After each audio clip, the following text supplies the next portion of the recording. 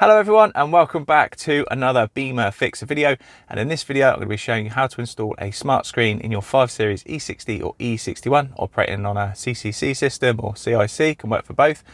Now the smart screen I've got has been very kindly sent over by Autoabc. It's not a paid video, but they have very kindly sent me the screen itself. So this will allow me to have Android Auto, Apple CarPlay, screen mirroring, all the kind of mod cons that you get on a modern car, but obviously in my older E60. So I'm very much looking forward to getting that fitted. So I'll show you how to fit it, and we'll have a little run through of the system, and then later on, if need be, you can do a more in-depth video on that. So first of all, what we'll do, we'll go for the box and I'll show you what comes with. So first thing we have is the instruction manual. Now I did have a little sneaky peek at this yesterday, and what I was really impressed with was the quality and detail of the instructions. So the pictures are really detailed. There's lots of information there. The text, because it is manufactured in China, the text isn't a direct translation from China. So if you know, it can be an absolute nightmare when that happens. It's been specifically written in English, so it all makes sense and it's nice and simple and easy to understand. So that's a great start. We then have the screen itself. Let's see if I can unwrap it slightly for you. There we go. So that's the screen itself there. Now this wire you can see at the bottom, this will be the difference between the CCC and the CIC. The CIC will connect directly into the screen, whereas we'll have to connect the CCC, The CCC will go into this, and the CIC goes into the back of this. So that's the screen. Then we have the wiring harness, loom. Let's have a little look at this quickly, show you what we've got. So we have, okay, so that's the aux cable there. Now, the way this gets its sound, with the CCC, you need to connect the sound via aux. So this will go into that harness. The harness will go into the back of your unit, then you can plug the aux into that, and then you run that to your aux socket, which is obviously in the E60 in the back. Now, what I plan on doing is to save the hassle of, I mean, you can connect it like that, that's absolutely fine, and you can run this underneath the armrest, but what I'm going to try and do, if you haven't already, is put an aux socket behind the dash. It's nice and simple. It's one of those little kits that you can get, I think, for about £10. I'm going to plug that in and bypass the OEM or the standard one, and so just so I can connect it behind the dash. But we'll see if that works. If it works, fantastic. If not, it's no biggie. We can use that. And then we have the harness here. So that's what I'll say. That's where the aux goes on that one. And then there's room there for, you can actually have the 360 camera. You can have a reversing camera on there as well, which is good. And there's a few other bits and pieces. What else do we have? Oh, and then we have USB.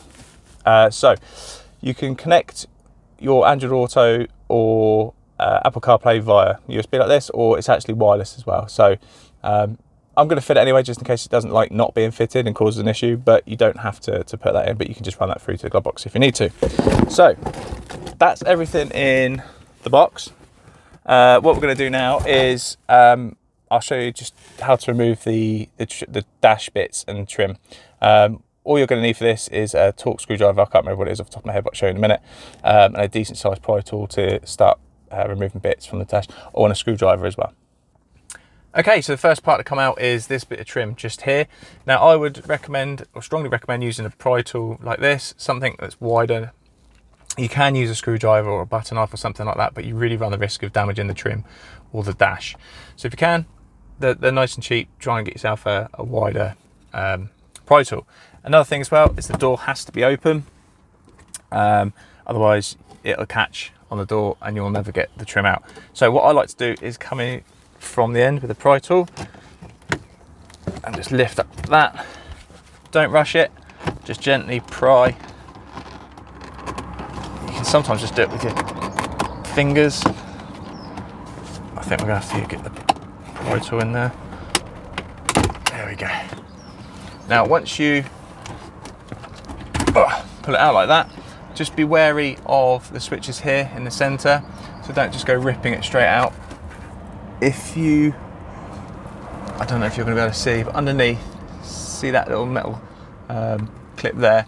If you press that in and then push the switch, oh, it's caught on the bloody indicator stalk.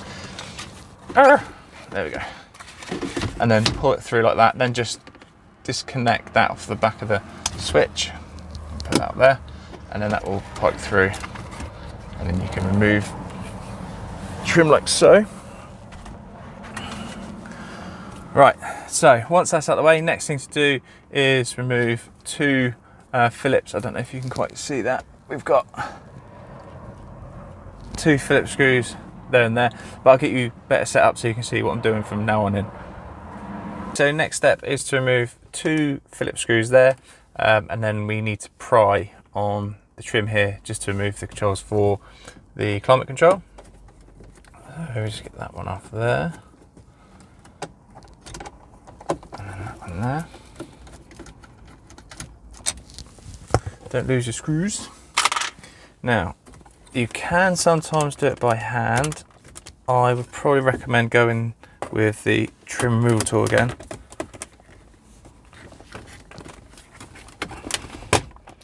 Like that.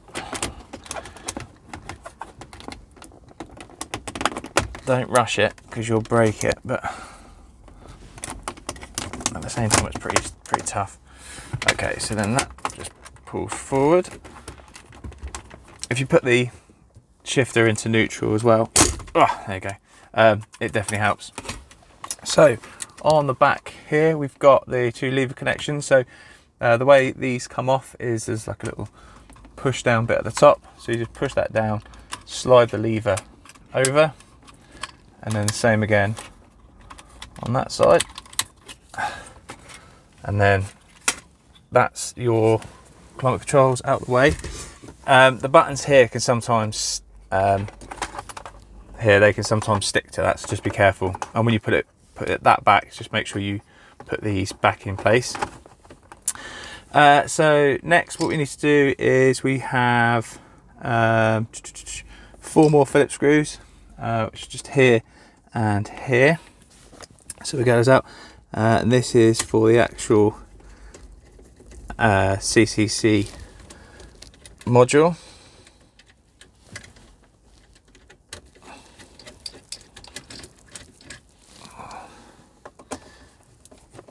So once these are out of the way, I can show you the loom, and then what we'll do is we'll remove the screen itself. But the ignition's on at the moment, so I've got room to move this out of the way. So before I start unplugging and plugging things in, I'll turn the ignition back off. So I'll do this bit first.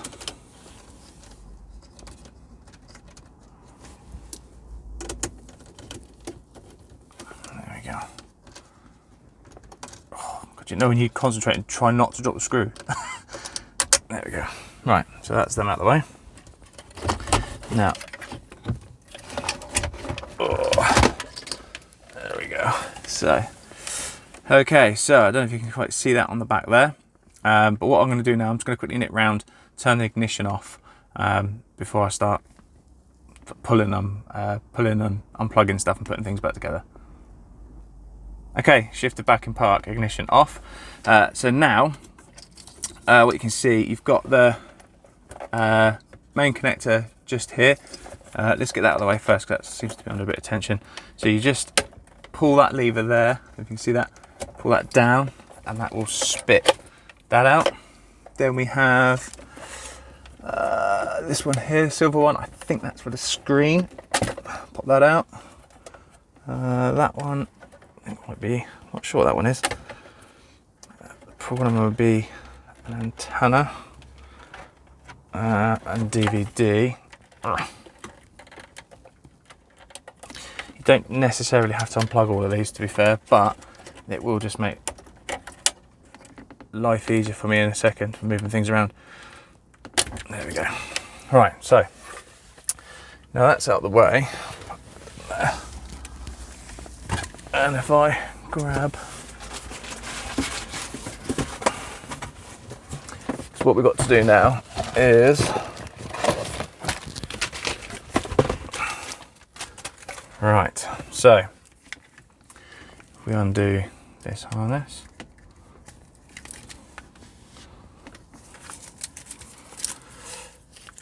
another thing worth pointing out with a CCC, that will be, these here will be joined, CIC, they're separated.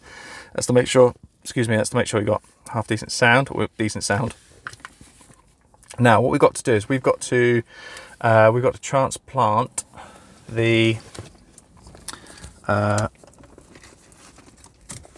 what are they called? Fibre optic cables. There's two just here, and what we can do is we just need to release those, but there's a little tab there, so if we get a little screwdriver and we just pop that in there. Let's try and do under a bit of tension.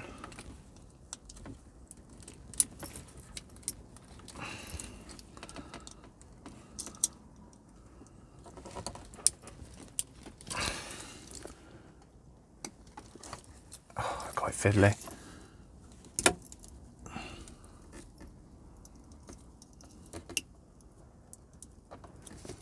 There we go, crikey, got it in the end. Right, so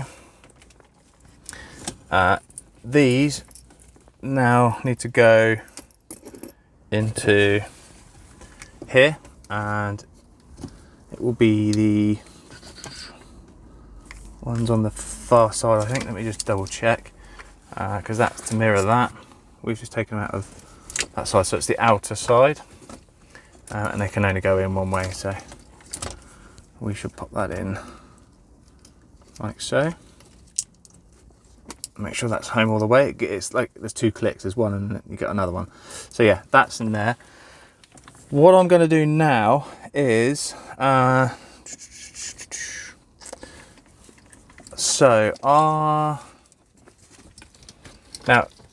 you don't technically have to do this part, okay? So if you've retrofitted an aux socket, you'll find that you had to plug something in here. In fact, I can probably take that out. There we go. So you probably would have fitted something in there. So what I'm going to do, because this is the standard aux socket, I'm going to pop that out. Let me just quickly grab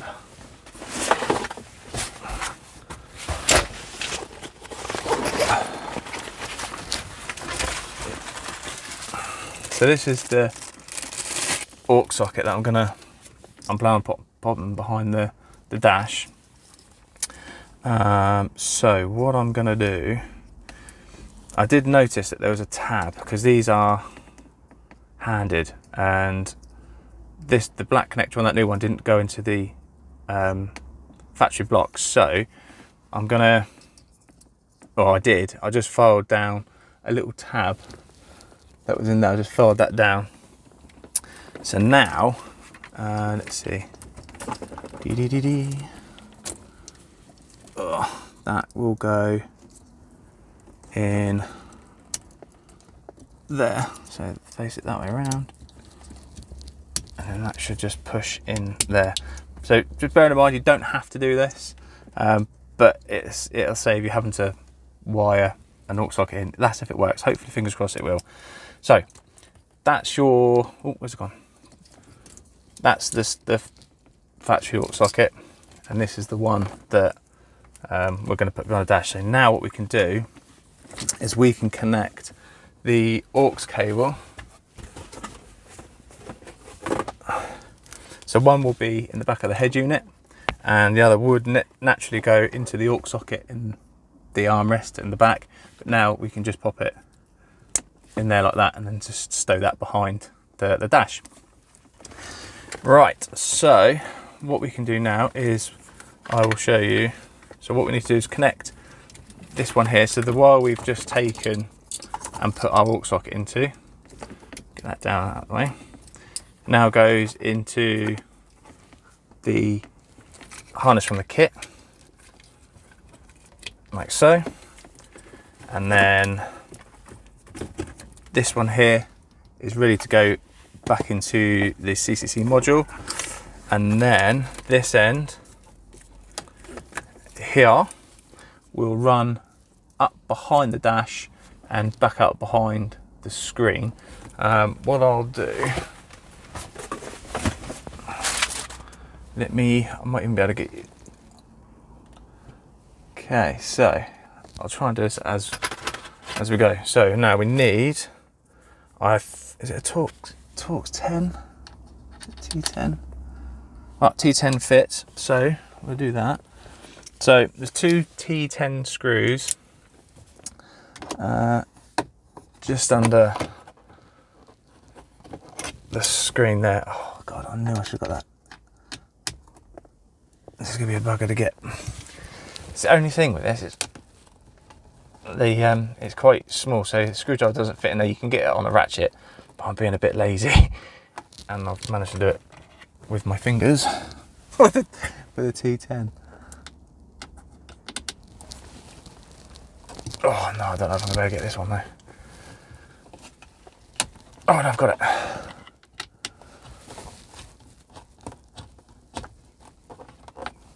Okay, so that's your T10s removed, and your screen should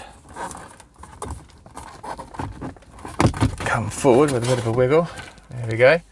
So on the back we need to remove, so again it's one of those lever clips, so you push down at the top like that, slide that over, that'll eject that clip, pull that out of there. This one here, which is your main screen connector, that needs to come out. That can be a pig, if memory serves me right. Oh, let me just try and get something in there to pry it out of the way without damaging the screen. There we go. So that's completely disconnected now, so that's our old standard one out of the way. So we'll need this one. I don't think we need that one, but we still need that one. What I'm going to do now, this might be a bit fiddly and boring for you to watch, more boring. I'm going to feed the loom now. I'm going to best track it up behind the dash. There seems to be a bit of room, especially up here. Oh, you can't see that, but up on the right hand side. So I'm going to feed that through, get that all set up, and then I'll show you the final plugging in process. Okay, so what I ended up doing was threading the loom up to the left hand side. The right hand side just seems a bit tight, so yeah, just fed it up to the top and brought it up here. With the aux cable, I did that separately. So once the main loom was up, I then passed the aux cable back down to where the other harness was. It's just a bit easier to do it separately than all together. So now we're ready to put everything back together. So this is our new loom that we're going to be putting into the back of the CCC module, screen, and then a few others here. So again, you're going to have to move your shifter to make it just a little bit easier for you. So you can't really go wrong, he says. They are color coded, so blue one on there like that, black one at the top,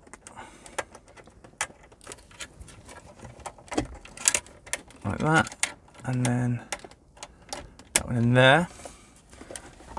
Then we have our screen, which goes just below. Can't see it. Camera.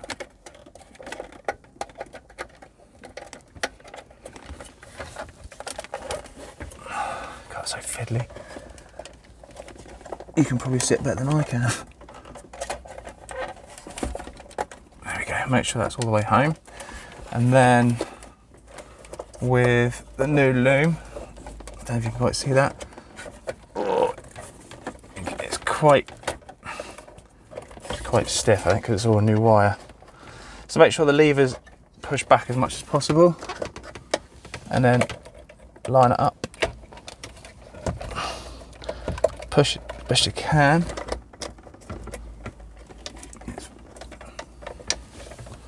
Oh, I bet this is riveting for you to watch.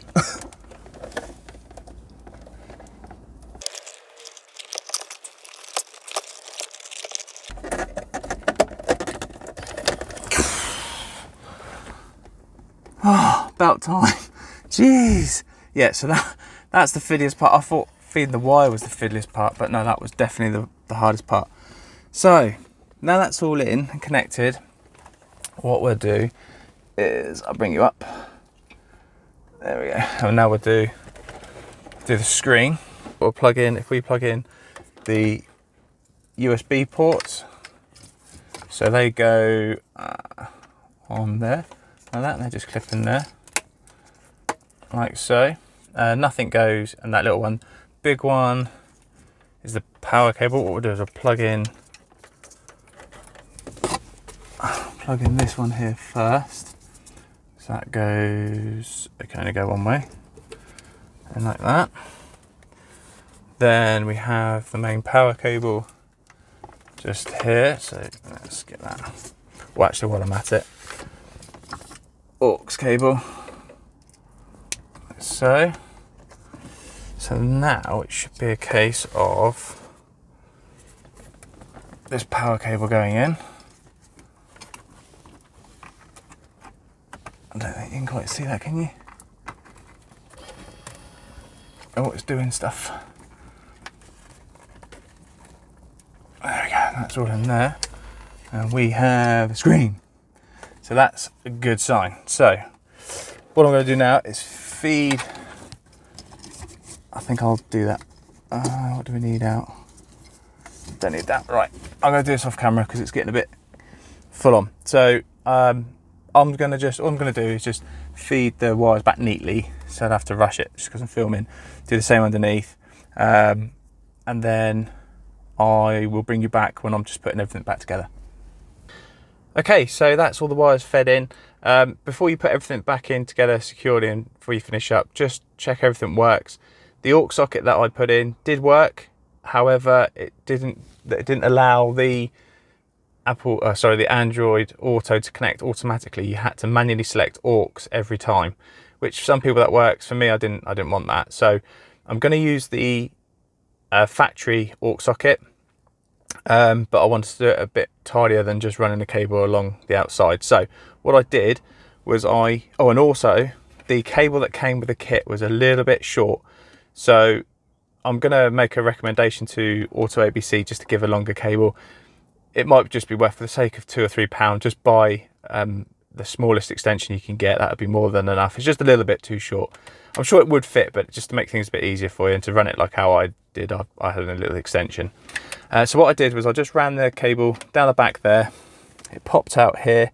I removed this bit of trim, which just simply slides back and then comes away. And then I just tucked the wire underneath the center console.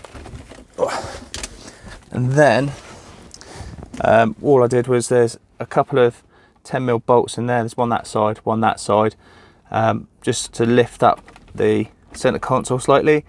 And then I just poked the head of the aux socket. Oh, there it is, here, underneath. Also what I did was I pulled the aux socket here out from here, so I could just plug it straight into that, tuck it in, so when that goes back I haven't got an aux cable sticking out. And then what I'll do is I'll just get a blanking plate, just like how these are blanked off. I'll get one just to put there so there'd be nothing there at all, and then the aux socket and cables all plugged in and it's tucked away nice and neat, and you can't see it. So yeah, so that's all great. I have tested it. I'm very excited. It looks amazing. I'm really impressed with it. So what I'm going to do now is I'm just going to have a quick tidy up, start putting things back together, and then I'll show you the final system firing up and everything on there. Okay, so it's actually a couple of days after the initial install. I just wanted to give it a couple of days to familiarise myself with the system and kind of use it day to day and see what it's really like to live with. And I must say, I'm really impressed. The only thing I thought that was an issue with was the fact that it was jumping from aux to radio, when in fact that was actually my problem. I did contact Autoabc and they got back to me really fast. really quickly, told me what I needed to do, which was literally just change a setting, and it's worked flawlessly ever since. So what I'm going to do, I'll give you a quick look at the system itself, and then like a little look at Android Auto. If you'd like a more in-depth video on either of those, please let me know and I'd be happy to do that. So if you've got Android Auto set up to connect automatically, it will. So as soon as you pop the keys in, 2 or 3 seconds later, Android Auto will load automatically. So then that gives you all your apps like Google Maps and Spotify. If that's what you listen to, that'll load automatically. But what I'm going to do, I'm just going to give you a quick look at the home page here. So what you may need to do, as you can see there on the left hand side, you've got OEM, car info, CarPlay, Android Auto, DVR, which is your camera, and then you've got some settings down the right hand side there for the Linux. So we'll start the left hand side. So as you're fully aware, if you've got the N52 engine in the e60, there is no dipstick, and you have to check your oil through the iDrive. So to find the original home screen, there you go, I've actually already got to go up. Look, you just click on the end there, that will load that screen, and then you just, like I just did then, you just navigate it how you used to. So yeah, info sources, and then you just do all that with the same buttons that you always use, and then you can just select like that, just like how you normally do it.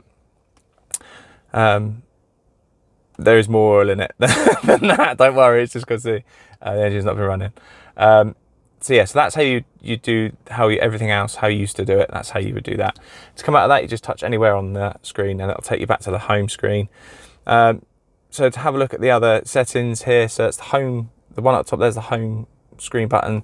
You've got Bluetooth, the power button, and the settings button. The Bluetooth you won't necessarily need if you're connected with Apple CarPlay or Android Auto.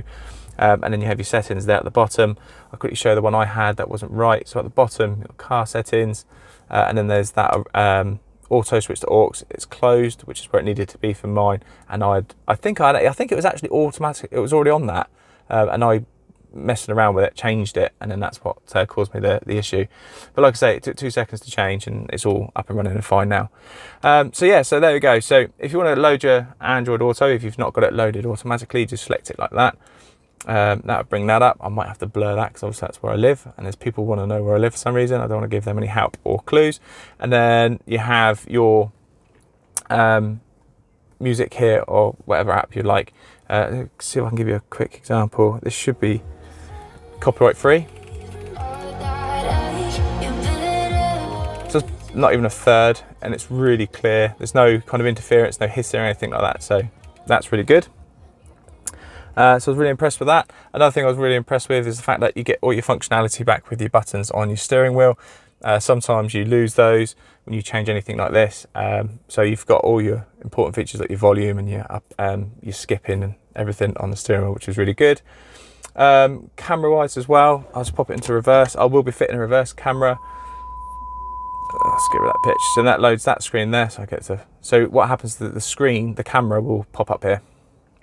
Okay, so there's lots of different individual settings and everything that you can let's pop back in the park, that you can use and play around with. I mean, you can really customize it to how you like it. But there we go, come out of that, and then there's your home screen. So there we go, that's just a quick look at it. Hope you enjoyed the video. If you found it useful, please give it a thumbs up. If you've got any questions at all or anything like that, please let me know in the comment section to get back to everyone that I can as quick as I can. Massive thank you to Autoabc for sending me out the screen, and I'll leave all their information in the description so you can have a little look for yourself. So thank you very much, guys, and look forward to seeing you again soon. Take care, bye bye.